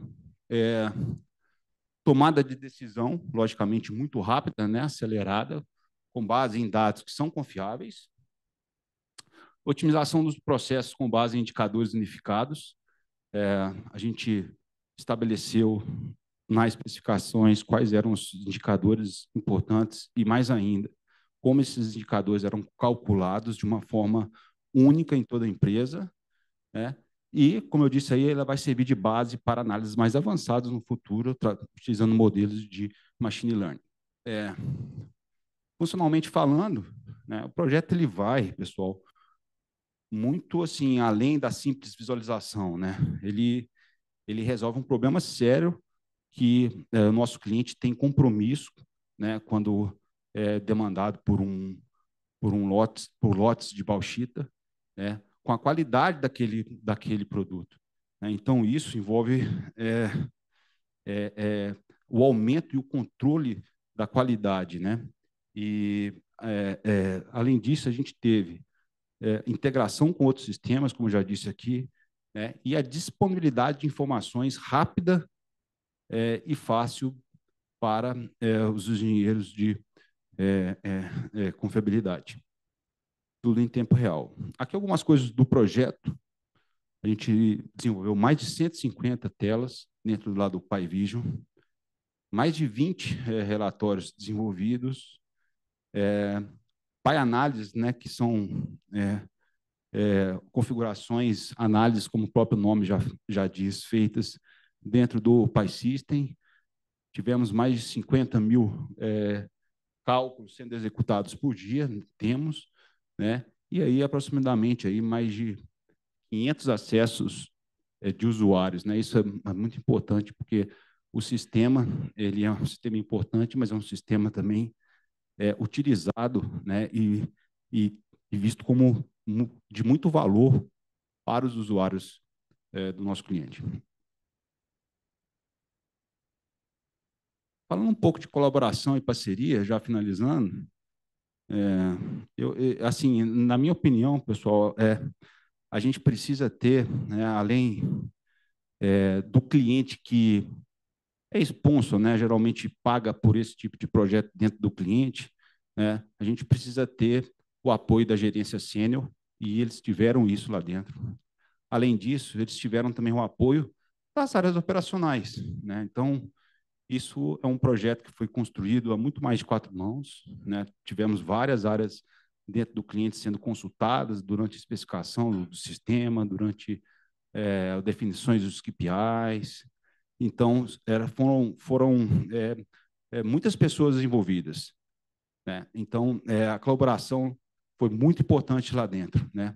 A gente atuou numa equipe multidisciplinar. O que é isso? Não só pegou um cara que sabe fazer a configuração de PySystem, né? A gente também colocou um cara que sabe de processo. O cliente veio sabendo das especificidades do processo dele do dia a dia, né? Então, a gente fala aqui que nós tivemos uma equipe multidisciplinar, porque a gente juntou cara de TI, a gente juntou cara de automação, a gente juntou cara de engenheiro de processo, né? Fazendo um mix de conhecimento que resultou num projeto bem interessante e resultados bastante interessantes. O cliente, né, como eu já disse, foi de extrema importância, era ele que sabia de alguns, apesar de a gente ter conhecimento nisso, mas é ele que sabia do processo dele, ele que sabia das especificidades do processo dele, então a participação dele foi fundamental, né? E como eu disse aqui, a gente teve também um apoio de todas as áreas, e a gente fez aqui uma gestão de mudança organizacional, né? Acho que essa aqui também é uma parte interessante, porque às vezes a gente desenvolve muitas coisas importantes, muitas coisas legais, de valor para o cliente, e isso acaba, às vezes, né, por diversos motivos, ficando em desuso no próprio cliente. Então, com a gestão de mudança que a gente também atuou, a gente fez comunicados, treinamentos, pílulas do conhecimento, enfim, a gente fez diversas questões que permeiam a gestão, né, de mudança organizacional para que o sistema fosse enxergado, fosse utilizado. Quais são os impactos positivos no setor, né? Acho que, como eu já disse, assim, é uma ideia simples, né, que não precisa ser PySystem, tem outras empresas que têm outro tipo de pins, como, por exemplo, o InfoPlus ou outros aí, né, o IP21. É importante dizer que a gente maximiza os resultados, né, através de investimentos que já foram feitos. Eu acho que isso que é interessante, acho que isso que é importante, né? São sistemas que são amplamente adotados no setor de mineração, então provavelmente né? As empresas de mineração já têm esse tipo de sistema. É só configurar e fazer essa camadinha, né, adicional aí de disponibilização de dados, de relatórios e dashboards, que às vezes fazer isso dentro do PINS fica um pouquinho complicado. Mostra também o SIC-CB, né? Ele mostra que a mineração do futuro começa com algo simples, que é gerar mais valor do que o investimento já foi feito. Não apenas, né? O SIC-CB não apenas conecta sistemas, transforma a cultura de dados da operação e cria bases para mineração digital do futuro. Como eu disse, eles deixaram de fazer as coisas de forma manual, de ter as informações espaçadas, não fidedignas, etc., para começar a utilizar o digital, que é o sistema que está lá, né? E ele é habilitador de soluções de transformação digital, né? Ele pode ser base para a adoção de camadas com mais inteligência de predição, de utilização de machine learning, de outras iniciativas que vêm muito de encontro com a questão da indústria 4.0, né, da jornada de digital dos clientes, né? Além disso, a gente também pôde perceber que ele dá um suporte grande à conformidade e auditorias, tanto internas quanto externas. Pessoal, esses são os meus contatos. Rafael foi um dos gerentes do projeto que participou lá com a turma toda, com a turma técnica toda, né? Vou estar mais disponível. Infelizmente, o pessoal da IDA não pôde estar aqui comigo, mas eu posso depois passar o contato deles, posso passar mais informações, fazer a conexão de vocês com eles. Eles também são filiados aqui do Mine Hub. Vai ser um prazer aí tirar mais dúvidas. Se a gente for mais a fundo nessa conversa, posso chamar até o time técnico que fez, né, esse projeto lá no nosso cliente. Tá bom? Obrigado.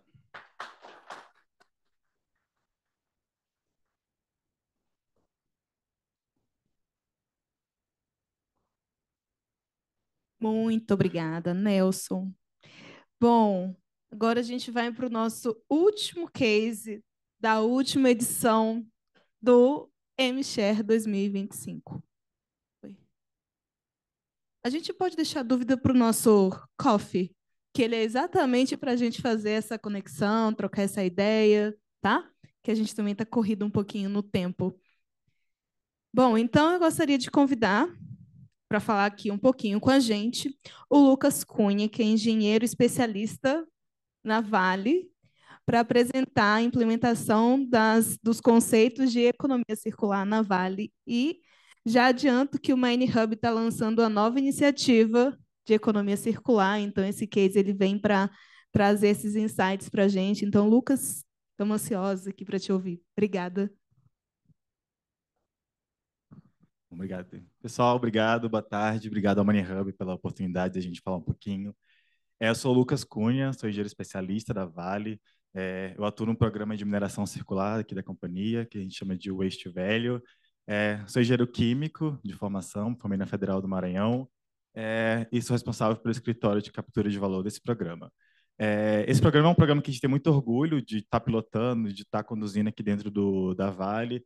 E o nome dele já diz muito dele, né? Que é o Waste Value. Quando a gente está convertendo aquilo que era resíduo, aquilo que era rejeito, e a gente está devolvendo como um valor aqui para a companhia, como para as nossas comunidades também ao redor das nossas operações. Antes de a gente falar de mineração circular, do Waste Value, acho que é importante a gente falar um pouquinho do conceito, né, de mineração circular. Eu acho que muito se pensa em economia circular quando a gente vai falar de circularidade, e muita gente se pensa no reaproveitamento de sucata, de alumínio, reciclagem. E aqui a gente fala um pouquinho diferente, né, que é a mineração circular. A gente não quis criar um conceito de mineração circular, então a gente foi provocar os institutos, os órgãos, até o governo um pouquinho para a gente falar de economia circular aplicada à mineração. E aí a gente segue muito o que o SMM fala, né, de circularidade na mineração, que é esse infinito aqui, né, esse símbolo de infinito, onde ele divide o SMM, ele divide a circularidade na mineração em dois grandes conceitos, né, em duas grandes etapas, que é a circularidade do processo, né? Como você torna seu processo mais circular, como você gera menos rejeito, menos resíduo, ou como você consegue reaproveitar o rejeito que você está gerando novamente no seu processo. E também a segunda etapa aqui, que é a circularidade do produto, que é como você reaproveita o seu produto final, depois que vai lá para a aciaria, transforma em aço, como é que você traz aquilo de volta para a cadeia, fechando o loop. Aqui na Vale, ainda mais na parte de ferrosos, a gente está tratando da primeira etapa aqui da circularidade, né, que é a circularidade do processo, onde a gente está transformando o nosso processo para se transformar num processo mais circular. E aí de fato, reduzindo a geração de rejeito e aproveitando aquilo que era disposto em barragem, em pilha de estéreo, a gente está trazendo de volta para o processo e tentando fechar o loop, tentando ter uma operação que menos impacte o nosso ambiente, tá? A gente começou esse programa em 2023. Esse programa a gente passou por uma etapa grande de ideação, de entender o que a gente poderia fazer, o que seria a mineração circular para a Vale. A gente foi entender o que as operações já estavam fazendo, que poderia se encaixar dentro de mineração circular, o que seriam nossos conceitos, o que seriam nossas iniciativas. Então, lá em 2023, a gente gerou uma série de pilares estratégicos que isso aí desdobraria nas nossas iniciativas, né? Que seria o nosso portfólio de mineração circular. Então, quais são os nossos pilares estratégicos aqui do eixo velho da mineração circular da Vale? A gente quer maximizar o aproveitamento de recursos minerais, ou seja, tudo que a gente tira lá das minas, a gente quer que se transforme isso em produto final, né, que é o nosso minério de ferro. A gente não quer gerar rejeito a partir da nossa operação de mina, então, melhorar a recuperação máxima das nossas usinas, enfim. A gente quer tirar o máximo proveito possível dos nossos recursos minerais, daquilo que a gente está extraindo da natureza, da nossa mineração, e evitando que aquilo vá para pilhas de rejeito e nossas barragens. A gente tem um foco grande na prevenção, utilização e na utilização de estéreo e rejeito. Acho que hoje o carro-chefe do nosso programa de mineração circular é a utilização de rejeito de barragem, aquilo que já estava nas nossas barragens, e aquilo que está nas nossas pilhas de estéreo também. Então, a gente teve uma atuação forte de estudar o conteúdo das nossas barragens, e a gente tem barragens muito antigas, de mais de 50 anos, de 40 anos, e a gente nunca tinha estudado, nunca tinha sondado aquilo que estava presente nas nossas barragens, e a gente tem um portfólio agora de barragens que a gente sondou, que a gente está sondando, e a gente percebeu que o material que estava naquelas barragens é um material muito rico. Inclusive, tem barragem que eles têm um conteúdo de minério de ferro maior do que a nossa própria mina, com conteúdo de minério de ferro de 65%, de 70%, e a gente está até chamando algumas barragens de mina, porque, de fato, elas têm mais minério de ferro, o conteúdo de minério de ferro é maior do que as nossas próprias minas, então por que não que a gente aproveita, né? Claro que isso foi muito desdobrado por conta de Brumadinho, né, que foi um acontecimento muito impactante para a gente, mas a gente tem transformado esse acontecimento em algo muito importante aqui para dentro da companhia. Então, hoje, muitas das nossas iniciativas de reaproveitamento de rejeito, de barragem. A gente não só está descaracterizando nossas barragens a montante, mas a gente está estudando e trazendo de volta para o processo e transformando em valor novamente para a sociedade, para a Vale como um todo. Tá? A gente tem um foco também em parcerias e novos modelos de negócio. A gente tem parcerias importantes aqui, a gente já gerou empresas a partir desse programa, como é o caso da Gera, que é a nossa empresa que ela vende areia sustentável, que é um tipo de produto que a gente tem. Os nossos rejeitos, eles não apenas produzem minério de ferro, né? A gente não transforma ele apenas em minério de ferro, mas a gente transforma em outros tipos de produto, que não são nossos casos coprodutos, que são principalmente produtos de base cimentícia, que no caso, areia sustentável, que é uma areia utilizada para concreto, né, para construção civil. A gente gerou uma empresa para fabricar e destinar e expedir, comercializar essa areia, que é a Gera, e também outros tipos de produtos cimentícios, como a Circlua, enfim, outras parcerias e outros modelos de negócio que a gente está gerando a partir da mineração circular. E a gente também tem parcerias com a própria universidade, Colabs de Inovação, Colab de Mineração Circular, o FMG, porque a gente tem um passivo ambiental muito grande e a gente quer acabar com esse passivo ambiental. Então, a gente quer transformar o rejeito ou em minério de ferro, que é o carro forte do programa, ou em outro tipo de produtos. E aí que entra parceria com a universidade, com o Mine Hub, com outras empresas também, para a gente fomentar essa transformação na indústria e na forma como a gente olha para os nossos rejeitos, para os nossos passivos ambientais. Isso está muito alinhado com o nosso compromisso com a sustentabilidade. A gente tem um compromisso forte, toda a indústria de mineração tem um compromisso forte com a sustentabilidade, né, como mudar a reputação da nossa indústria, e também de compartilhamento de valor. Acho que um ponto importante aqui do programa de mineração circular é que a gente avalia todas as nossas iniciativas, a gente avalia o retorno financeiro, o impacto ambiental, e todas elas, para entrar no programa, ela precisa ter um impacto financeiro positivo. Então, a mineração circular, ela não é só bonita ambientalmente, não é só um conceito bonito, mas ela traz retorno financeiro, porque no fim do dia, a Vale é uma empresa aberta, né, de capital aberto, e o acionista ele quer valor, né? Então, todas as nossas iniciativas elas têm VPL positivo, e elas são muito comprometidas em entregar valor para a companhia, para a sociedade, para os nossos acionistas também. Bom, a gente começou o programa em 2023, como eu falei, foi um período muito grande de governança, estruturação, montar equipe, estudar portfólio, estudar iniciativas, buscar P&D. E aí, em 2024, a gente começou a pilotar o programa, a gente implementou, a gente consolidou as iniciativas que estavam em operação. A gente colocou tudo no guarda-chuva da mineração circular, e também a gente iniciou novas iniciativas a partir de barragens que já estavam descaracterizando, pilhas que já estavam descaracterizando, e a gente começou a aproveitar essas iniciativas para transformar minério de ferro em coprodutos. Em 2024 foi o primeiro ano que a gente rodou como programa de Waste Value, como programa de mineração circular, e a gente já produziu quase 13 milhões de toneladas de minério de ferro a partir de rejeito, a partir de estéreo. Isso é um número muito expressivo, né? Todos os números da Vale são números muito expressivos. E o programa ele foi responsável ele representou 4% do que a Vale produziu e vendeu em 2024, que por um primeiro ano de programa, a gente entende que também é muito relevante. E, claro, a gente transforma em minério de ferro, mas eles atendem a qualidade dos nossos clientes, atendem a qualidade internacional, e ele precisa ter todo um controle de qualidade muito forte aqui para se transformar novamente em minério de ferro. Apesar de não estar aqui, a gente produziu também, ano passado, quase 2 milhões de areia a partir de rejeito, e ela é reportada através da nossa empresa que a gente gerou, que é a Agera também, que comercializa a areia sustentável a partir de rejeito de mineração. E quando a gente olha para o lado ambiental, né, a gente falou muito da produção de minério de ferro, do que a gente está convertendo de rejeito em minério de ferro, mas ele também tem um lado ambiental muito importante. As nossas iniciativas, elas emitem menos CO2 do que a mineração convencional. Isso é auditado por uma consultoria ambiental. Então, as nossas iniciativas elas têm, de fato, um benefício na redução de emissão de CO2. E esse resultado do ano passado ele foi equivalente a gente tirar 14 mil carros de circulação dentro de um ano, o que a gente ganhou de benefício de CO2. Inclusive, ano que vem, o nosso programa ele vai, inclusive, virar meta de executivo, que é pela contribuição de CO2 que o nosso programa dá para a companhia, tá? Além disso, ele também tem uma redução de consumo energético. As iniciativas de mineração circular, elas consomem menos energia, e aí vai desde biodiesel, energia elétrica também, do que a mineração convencional.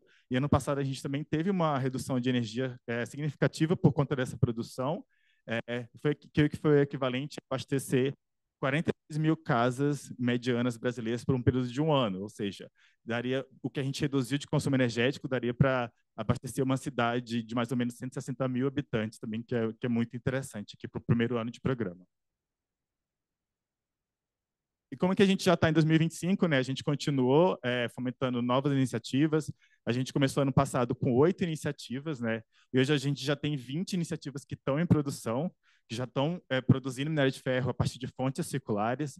E a gente já tem no nosso portfólio mais de 150 iniciativas para acontecer nos próximos anos, né? A gente tem um portfólio de mineração circular que vai até 2060, por exemplo. E as iniciativas estão em diferentes estágios de maturação, né, de maturidade. Algumas iniciativas já estão acontecendo, outras vão começar no que vem, outras daqui a 5 anos. E a gente tem iniciativas de P&D que a gente está investindo, que a gente não sabe se vai acontecer ou não, mas a gente precisa, de fato, investir nessas iniciativas. E a gente tem um portfólio gigantesco até 2060 de que pode acontecer ou não, né? Mas o que a gente já tem aqui de 2025? Né? A gente está com 20 iniciativas em apuração, em produção, e a gente já produziu mais assim, 17 milhões de toneladas de minério de ferro a partir de rejeito, a partir de estéreo de operação e pilhas de estéreo. A gente quer fechar o ano com cerca de 20 milhões de produção de minério de ferro a partir de fontes circulares. Isso seria equivalente, o que a gente produziu até agora, é equivalente a tirar 17 mil carros de circulação dentro de um ano, emitindo CO2, né, carros a combustão, e seria equivalente também a abastecer 30 mil casas brasileiras dentro de um ano, né, o que a gente já produziu até agora, esses quase 18 milhões de toneladas de minério de ferro. E aí, o programa ele é um programa muito interessante, é um programa muito estruturado, é um programa que tem um portfólio grande para coisas que vão acontecer no futuro. E a Vale ela tem trabalhado muito forte aqui, investido. A gente tem um sponsorship muito grande do presidente, dos vice-presidentes também, para que isso aconteça, né? E aí a gente tem uma meta ambiciosa, né? A gente quer que 10% da produção da Vale até 2030 seja através de fontes circulares, né? Ou seja, tudo que a Vale comercializar em 2030, 10% tem que ter vindo de fontes circulares, e aí é de reaproveitamento de rejeito, de estéreo, pilhas de estéreo, tá?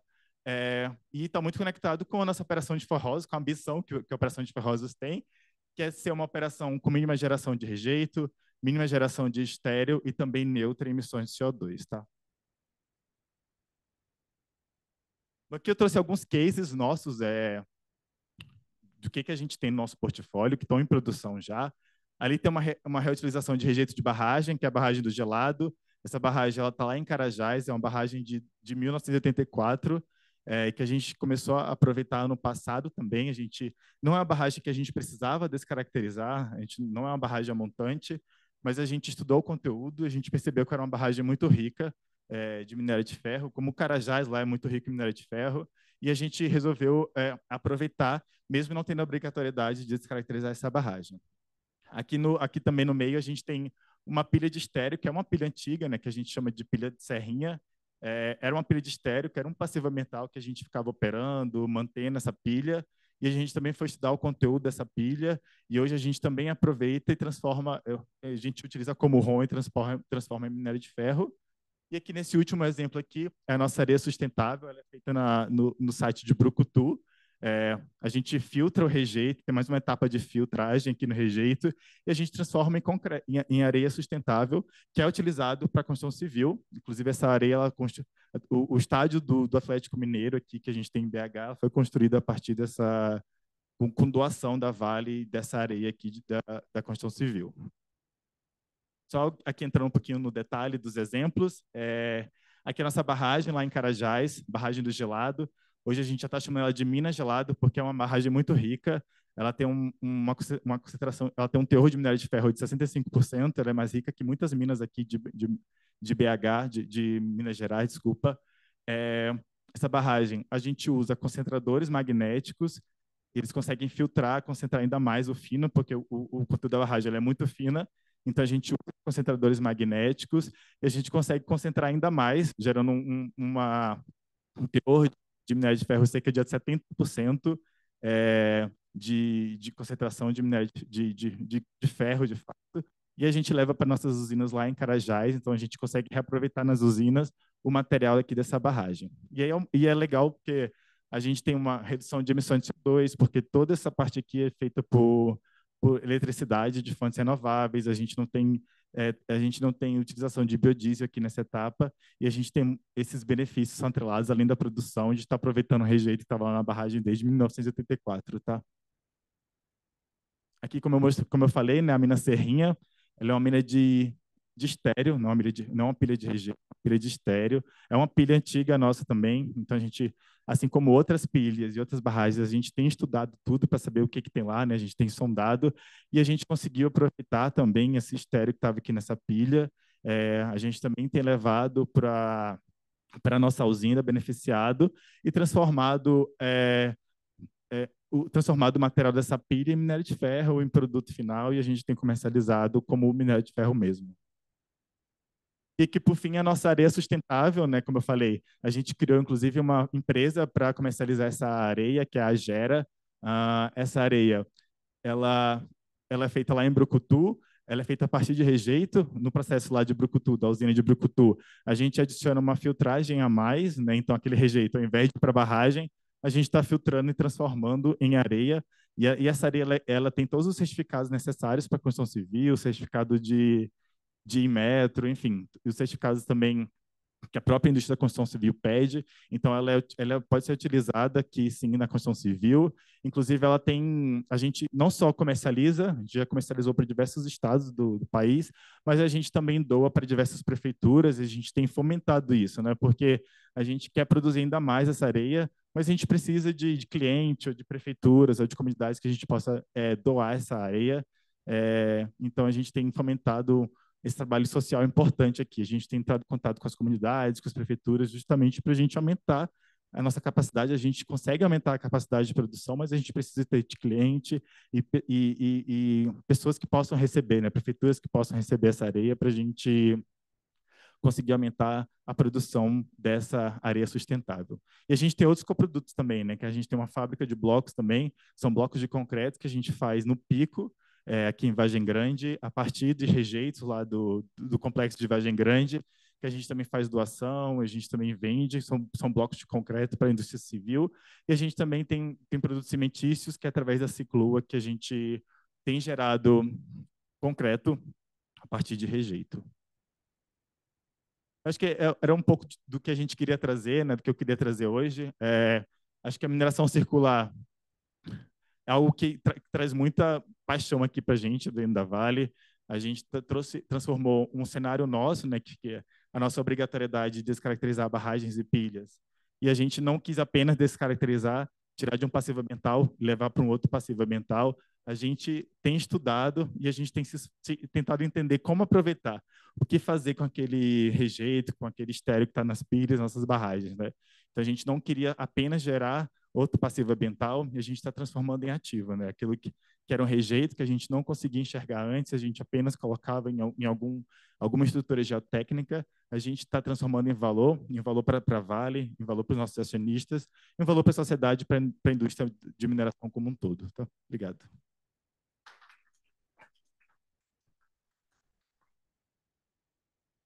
Excelente, Lucas. Muito obrigada pela apresentação. Pessoal, a gente chegou ao fim das edições do MShare esse ano. Peço a quem ainda não fez que avalie o nosso evento. E para quem quiser conversar um pouco mais ou se conectar com os apresentadores para conhecer mais profundamente os cases, a gente também vai ter, tem também o nosso QR Code de conexão, tá? Então, vocês podem sinalizar com quem vocês querem se conectar. Isso vale tanto para o público que está aqui presente, como também para o público que está online. Mais uma vez, eu agradeço a presença de todos os nossos painelistas e também da nossa audiência. E eu queria trazer alguns números só para a gente fechar. Esse ano, deixa eu pegar minha colinha aqui. A gente recebeu quase 40 cases foram submetidos. Realizamos 4 edições do MShare, que esse foi o primeiro ano, né, desse programa que a gente está fazendo aqui no Mine Hub. Foram 4 edições, todas realizadas de forma híbrida, mas os palestrantes estiveram aqui presencialmente para a gente deixar ainda mais rico o nosso momento de network. 15 empresas enviaram cases, então eu quero puxar aqui, aproveitar para puxar a orelha dos nossos associados que não submeteram cases para o MShare. Está aberto ainda o nosso formulário agora para as rodadas de 2026. Vai ser um prazer receber e convidar e ceder o nosso palco, né, para os nossos associados apresentarem cases inovadores que possam servir de insights para os outros, para o nosso setor. Passaram por aqui 17 cases de sucesso e 13 empresas diferentes apresentaram cases nesse ano. Então, eu deixo meu agradecimento para Accenture, Anglo American, Enaex, Herculano, Inomotics, KPMG, Metal Cider, Morro do IP, Nexa, Radix, RHI Magnesita, Samarco e Vale, que engrandeceram o nosso MShare, que também foram mais de 10 horas de eventos e network que a gente fez aqui ao longo dessas 4 edições. E eu convido os nossos associados, então, a submeterem cases, né, para a gente ter essas nossas edições no ano que vem. E agradeço a todos novamente pela audiência. E quem está aqui presente, a gente tem um coffee especial para a gente continuar esse papo lá. Muito obrigada a todos. Os palestrantes, eu gostaria de tirar uma foto com todo mundo aqui, pode ser?